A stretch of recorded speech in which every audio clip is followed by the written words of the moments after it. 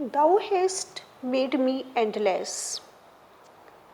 This is the very first song of Rabindranath Tagore's Gitanjali.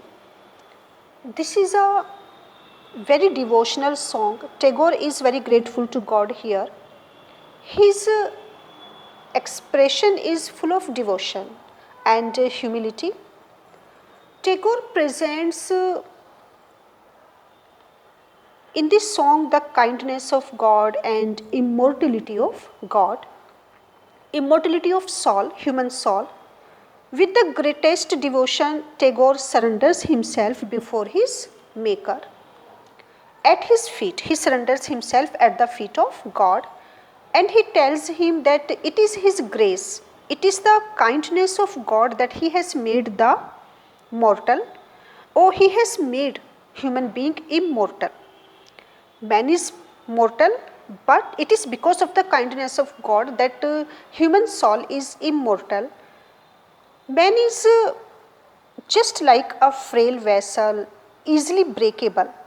Man's mortality is compared here with a weak earthen pot, with a breakable pot. He is as weak as an earthen breakable pot, but it is the pleasure of God. This frail vessel, so we find here the comparison, but it is the pleasure of God, His kindness, His mercy, that God keeps this vessel full. He fills it again and again when it is emptied. Thou emptiest again and again and fillest it ever with fresh life. He renews the life after death. Here we find Tagore's faith in the Hindu belief. The doctrine of the transmigration of soul, which tells that human body is destroyed at the time of death, but the soul is given another body by God as the soul is immortal. As the soul is immortal like God, means the body is mortal but not the soul. So Tagore is very grateful to his creator and to his mercy. Here is devotion. In this song we find here devotion, simplicity and honesty. In the expression of Rabindranath Tagore, the atmosphere is as pure as is the heart of a devotee. The comparison of human body with a frail vessel is also very remarkable here, very realistic. Tagore pays thanks to God for his immortality, which he gave to mortal human beings. When body dies, the soul is transferred to another body. The little flute, another that is example. Tagore is full of blessings and full of feelings of gratitude towards God when he expresses his joy and admires God that he has chosen him. God has chosen Tagore to spread his divine message throughout the world, and he is very happy to feel that he is one of his chosen seed. It is also very important to Tagore. He compares himself with the flute made of reed, the little flute of a reed thou hast carried over hills and dales.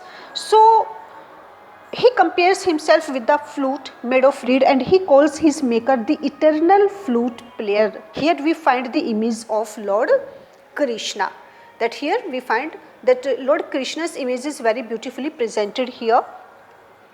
God spreads his gifts to humanity in the form of melodious music from his flute, and he plays his flute always and everywhere, and the melody of God is always very fresh and very new. Tagore regards that his poetical compositions or his songs have never been possible if God would not be there, and if his poetical compositions have been possible only through the divine inspiration. He had never been a poet without the grace of God, without the kindness of God. God inspired him to compose or to sing. So this is the inner gratitude of Tagore towards God. Whatever he is, it is only because of God. Through the divine inspiration, he has been able to sing the praise of his God. So it was his desire, it was the desire of God that if Tagore became a poet. Tagore regards himself as an instrument, a musical instrument, a flute, in the hand of God, and God plays upon it. He spreads his music or masses in the devotional melodious song. Tagore is very overwhelmed and he expresses his profound emotion of gratitude towards his maker. Throughout the song, he says that the immortal touch of thy hands, immortal touch of God. He is very emotional here when we find that he uses this word, that touch of God's hands on his heart fills him with deep joy. Fills him with deep joy, as God's touch is the divine inspiration to him. No doubt Tagore was divinely inspired, and we find here mystic union of Tagore with God. His delight can never be expressed into words when his master takes him above from this physical bondage. Thy infinite Tagore surrenders himself before the Maker and pours out his heart at its sacred feet. With deep emotions, with deep devotion, he expresses his gratitude for making the poet immortal, his soul immortal. He says that the human being is mortal, his body is weak, but it is God's grace that he has made it immortal. Despite the death, the soul never dies, it only changes forms. He says that God is infinite. The infinite gifts come to me only on these very small hands of mine. That God is infinite, he keeps sending his mercy to him, but being mortal, being limited, the poet has his limits and he doesn't have the capacity to take the advantage of his mercies as a human being.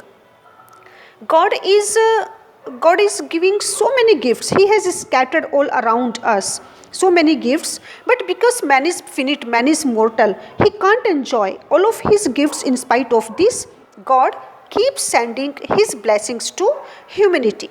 And it is again the kindness of God that he has made us able to enjoy his mercy, to enjoy his all kinds of blessings or gifts. So God has